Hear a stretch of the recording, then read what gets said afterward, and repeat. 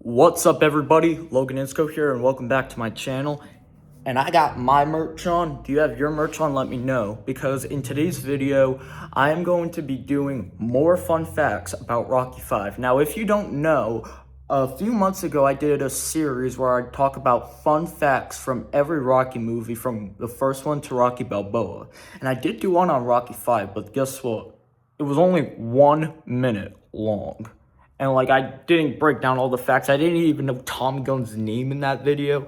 So I recently looked back at it and it was terrible. So if you think this is terrible, you should have seen the first one. But yeah, in today's video, you're gonna learn more fun facts I bet you may have not have known about the 1990 sports boxing film Rocky 5, starring Sylvester Stallone.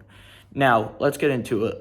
After the huge success he had with Rocky 4, Stallone was paid over $1 million to return to his role as Rocky Balboa. And for the first time since the first movie, this film would not be directed by Sylvester Stallone. You see, ever since the second movie, Stallone took the director's chair. So he was the director for Rocky 2, Rocky 3, and Rocky 4. But for this one, he was not the director. And you see, the main purpose of this movie was they wanted to have Rocky go back to his old roots, like him in the streets, like he was in the first movie, because they thought, that was, the best version of Rocky. Although, even though Stallone was paid more money for this movie out of any other Rocky movie, this film would become commercially and critically the worst film in the franchise. People would always rank it as the worst movie of them all, and Stallone himself personally ranked this movie as a 0 out of 10. And another reason why I think people don't really like this movie is because of the actor that played Rocky's son. Now, the actor that plays Rocky's son in this movie is Sylvester Stallone's real son, Sage Stallone. You see, in every other movie, except Rocky 2, because the baby that played Rocky's son was his real son, Sergio, who was an infant at the time. But for the third movie and 4, they had different actors to play the son. And his son really never had an acting part in his life, and this was his first time. So I think the people were reading too much into Sage and Stallone's real life relationship. And fun fact, for the next movie, Rocky Balboa, Stallone wanted Sage to return to his role as Robert, but he thought that people would read too much into their real-life relationship, so they recasted him. And fun fact, since Stallone wasn't directing this movie and they wanted to go back to Rocky's old roots, we got to revisit some old locations from the Italian Stallion's early beginning. And we see a lot of people from the first movie, like the priest, and where Tommy Gunn has his first fight. It's in the same exact location from the opening fight against Rocky versus Spider Rico in the first Rocky movie. And another thing about Sage Stallone, who played Rocky's son, it's about the age continuity era.